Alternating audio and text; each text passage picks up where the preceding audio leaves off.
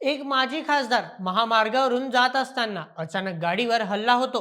दगडफेक, आरडाओरडा आणि दहशतीचं वातावरण. महाराष्ट्राच्या राजकारणात सध्या रक्ताचा सडा पडतोय की काय अशी भीती वाटू लागली आहे. विचारांची लढाई आता थेट रस्त्यावरच्या हाणामारीवर आली आहे.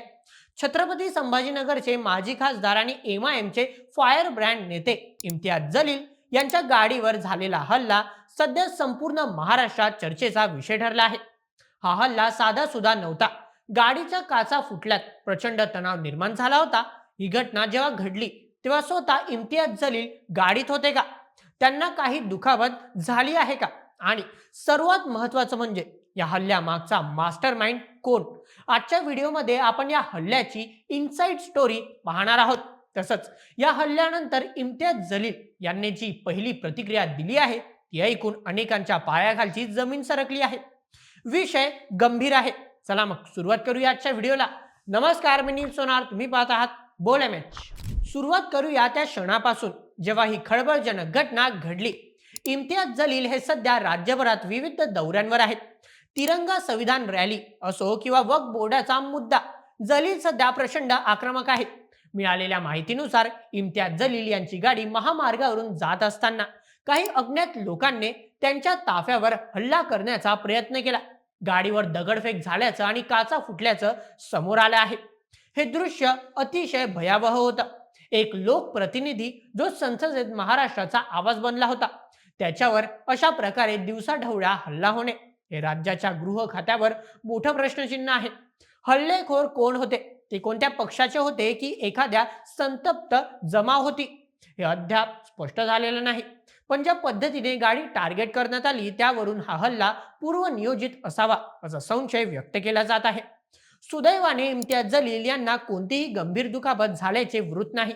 पण हा प्रकार त्यांच्या जीवितेला धोका निर्माण करणारा होता. पोलिसांनी घटनास्थळी धाव घेतली पण तोपर्यंत जे व्हायचं ते होऊन गेलं होतं.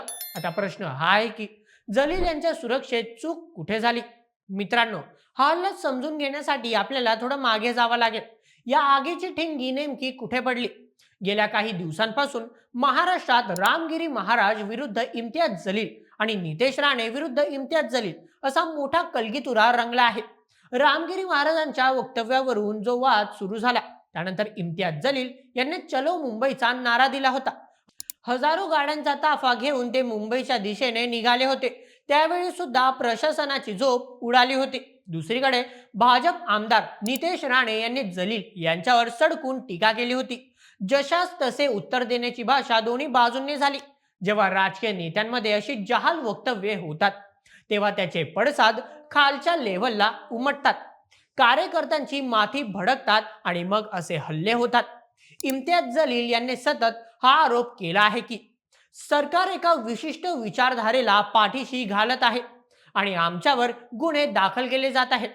हा असंतोष कुठेतरी या हल्ल्याच्या रूपाने बाहेर आलाय का?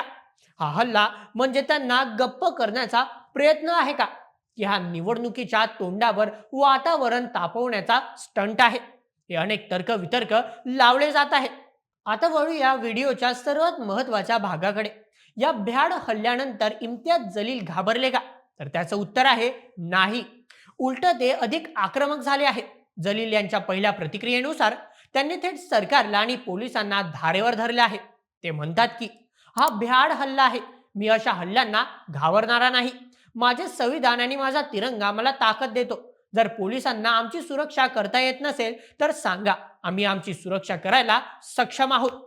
जलील यांनी स्पष्ट शब्दात इशारा दिला आहे की जर हल्लेखोरांवर तातडीने कारवाई झाली नाही तर त्याचे परिणाम वाईट होतील. त्यांनी शांततेचं आवाहन नक्कीच केलंय, पण त्यांच्या आवाजातली धग सरकारला अस्वस्थ करणारी आहे. सरकारची यावर भूमिका काय? मुख्यमंत्री देवेंद्र फडणवीस आणि उपमुख्यमंत्री एकनाथ शिंदे यांच्या समोर आता मोठं आव्हान आहे. कारण विरोधक आता विचारतायत राज्यात नेमकं चाललंय तरी काय? विरोधी पक्षनेते विजय वडेट्टीवार आणि अंबादास दानवे यांनी सुद्धा या घटनेचा निषेध केला असून महाराष्ट्रात गुंडाराज सुरू असल्याचा आरोप केला आहे. तर मित्रांनो, ही होती इम्तियाज जलील यांच्यावर झालेल्या हल्ल्याची संपूर्ण कहाणी. काचा फुटल्या, दगड पडली, पण या घटनेने महाराष्ट्राच्या राजकीय संस्कृतीला तडा गेला आहे. विचार न पटल्यास थेट जीवे मारण्याचा प्रयत्न करणे हे छत्रपती शिवरायांच्या महाराष्ट्राला शोभणारं नाही.